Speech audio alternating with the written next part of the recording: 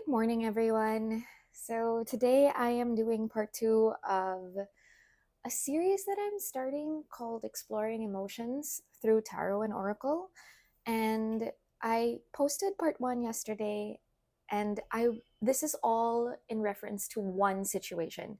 So, I am somebody that does struggle with emotional regulation, and that's why I've been in therapy for a while because I do want to be able to regulate my emotions much better or to understand them and not let them drive me or control me.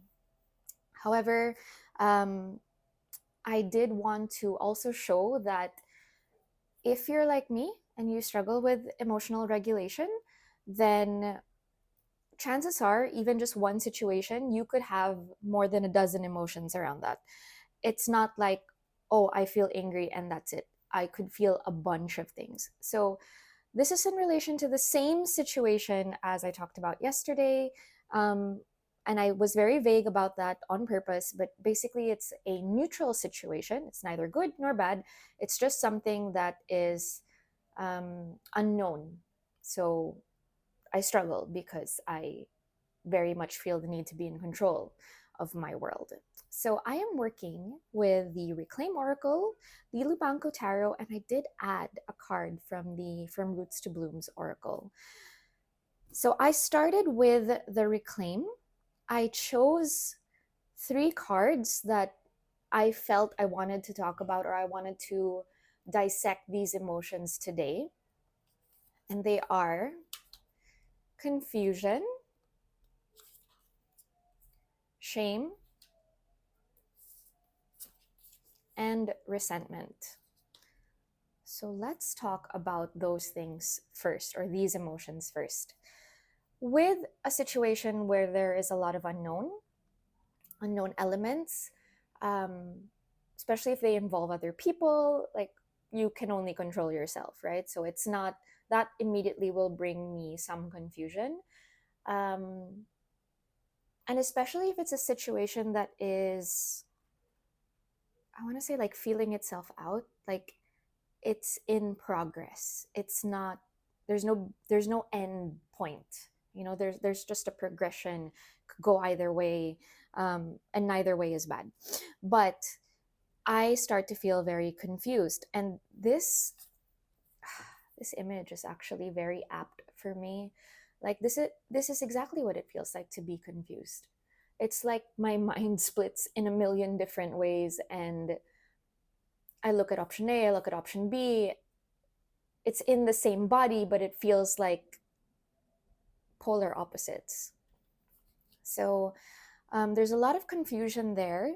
And what other emotion comes up when I feel confusion? Usually it is shame. Now, that might be interesting or confusing, I guess, to some people, that I would feel shame around feeling confused, and some people would probably get that right away. But if you're someone like me that feels the need to be perfect, feels the need to be in control, confusion is not being in control. And therefore, I have shame around that because to me, not being in control means there's something wrong with me. Not being able to be perfect means there's something wrong with me. So there is a lot of shame when I don't know the answers or when I don't have the answers. And shame actually for me lives in my body. And I think I've heard that said a lot, shame lives in the body. But it's especially true for me. I do feel a lot of tension in my body when I am feeling ashamed. And I've tried to be cognizant of this because it's really important to get to know your body in the sense of what is your body telling you. And for me, shame shows up in my gut, like a heat in my belly, a tightness in my neck and my shoulders, and a heaviness in my head. That's how shame usually manifests in my body. And it will go up to the mind and tell me a lot of different things. And what else comes up for me when I feel shame? Resentment. resentment is when you take something out on someone, right? And for me, I resent myself. I resent that part of myself that doesn't know what she's doing. I resent that part of myself that is confused. I resent the part of myself that feels less than and feels ashamed and feels small. So a lot of this is projected onto me and not to other people. But yeah, because I also have traits of borderline personality disorder type 4, which is quiet BPD. Not a full on diagnosis, but I've been evaluated, and it's like, yeah, you have a lot of those traits, and one of those traits is actually internalizing a lot of things. So BPD type 4, you could seem very functional and very put together, and all of the destructive things that maybe, or the risk-taking things, or the destructive thoughts that BPD types 1 to 3 would have and express externally, quiet BPD or BPD type 4 would express internally. So I resonate very much with all these things. I project them onto myself. And I actually pulled a card from Roots to Blooms. I just felt like pulling a card. So I shuffled, I pulled, and this is what I got. Please don't believe everything you think. So, in response to all these feelings that manifest themselves in my body and go up to my brain, what is the path that I can take? What is an action that I can take? And it's please don't believe everything that I think. It sounds easy to do, but it is not, especially if your brain has been trained to have these sticky thoughts or these cyclical negative thoughts. You can't just snap your fingers and say, well, don't think about it. If you've ever lived in that brain space, that mental space where the thought comes up and then it just is obsessive, it just continues to circle and circle and circle, and then it gets bigger and bigger, and it's not, you can't just tell someone don't believe everything you think. And I don't think that's what the card is saying at all. Actually, the card has a lot of prompts, and one of the in the guidebook, one of the prompts was, how can you be an observer of your emotions? Or how can you be like, how can you take a step back, look at this situation and observe your reactions to them without judgment? um, because you can observe your reactions and your feelings and say, oh, there we go, that's shame, oh, you're an idiot, why would you feel ashamed about this? That's judgmental observation. And it's really helpful to be able to say, I'm feeling shame. And one of the techniques that I will talk about as far as not believing everything I think is cognitive diffusion. So I will talk about that in a bit, but I did pull from the E.Lubanko. And we have the Eight of Swords. This is my Prison of the Mind card. So how freaking apt it is for this pull. Also, I love the E.Lubanko because it's very raw. It's actually quite erotic. It's raw. It's unapologetic. And when I want to deal with hard feelings or difficult feelings, it's good to be confronted with them for me. So with this Eight of Swords, they are trapped. They could easily get out of this, like where the swords are not really piercing them, but it's almost like they want to be here. And I understand that a lot, because if I don't remove the mask or the blindfold, I can easily then say, well, my situation, I can put it at the feet of other people. I can put it at the feet of circumstance. I can relinquish my agency in the situation and just say, it's happening to me and I have nothing to do with it. And sometimes that is a very seductive mindset, especially for me.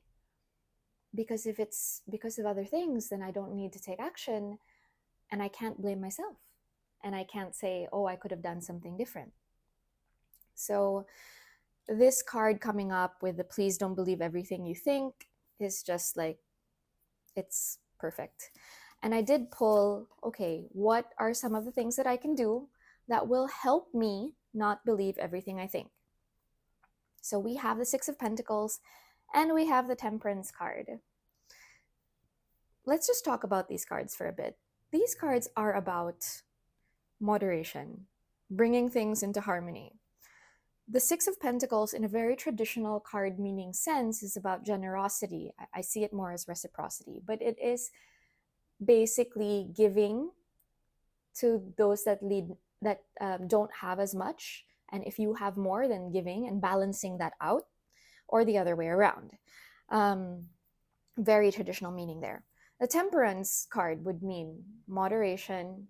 I see it as integration. There's also some alchemical meanings attached to that, but let's just look at moderation. So, moderation and then bringing things into balance. There's a common theme with these two cards. So, I want to talk about how I see them instead of just the traditional RWS meanings. I see the Six of Pentacles, first of all, Pentacles as the suit of behavior, as the suit of the body, of the material. If I look at this as behavior, because in my spread, right, it's asking, what can I do to not believe everything I think? There is a way to behave in a way that brings me back into harmony with myself. And that's through integration, which is how I see the Temperance card. The Temperance card, you would have, two different elements in two cups. Usually in the traditional RWS, it's a hermaphrodite angel. I think that's how they would describe it. But they're holding two cups and then they're kind of mixing these two different elements. And I really see that as integrating the parts of myself that I am ashamed of, the parts of myself that I feel resentment for, with the parts of myself that I'm proud of. They are all part of me. They're all actually helpful. Because can you imagine not having any part that you were ashamed of? If that was me, I'd be full of myself. The parts of myself that I consider my shadow parts keep me humble, and they also try to keep me safe. And how do I integrate them when they are being triggered? So, some tools that I do use are cognitive diffusion. So, diffusing that thought that is kind of sticky and comes around quite often by saying over and over again, identifying the thought and saying, this is just a thought. So, if I am thinking, I'm an idiot, I feel so ashamed, I can say, this is just a thought that I am thinking in this moment because I am anxious. It's just a thought. It is not who I am. I'm just having a thought. And by saying that, it actually makes it smaller and easier to hold.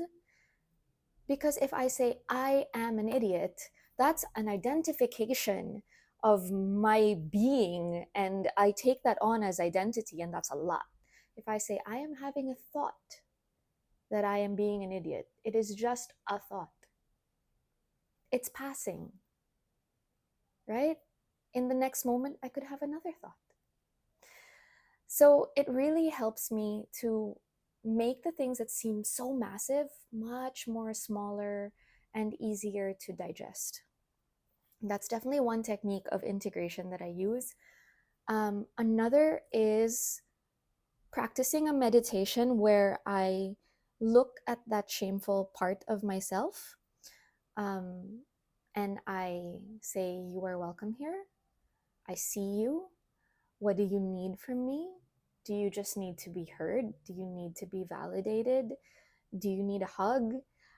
And I know that sounds strange if you haven't done these types of exercises before, but they are actually very helpful. So, I will leave it at that. But yesterday's video was a little bit more about my emotions as they relate to another person or situation. And this is still related to that, but this is more internal. So you can have emotions facing externally, and you can have emotions that you direct internally. And I wanted to explore this today. So if you've reached the end of this, thank you again for joining me. And I hope that you feel less alone. And if some of these things are new to you, like cognitive diffusion, integrating parts of yourself, um, I'm not a therapist. These are practices that I learned in therapy and then I read up on some more, and there's a wealth of material out there on them. So I just want to say thank you for joining me. And as always, take care. Bye.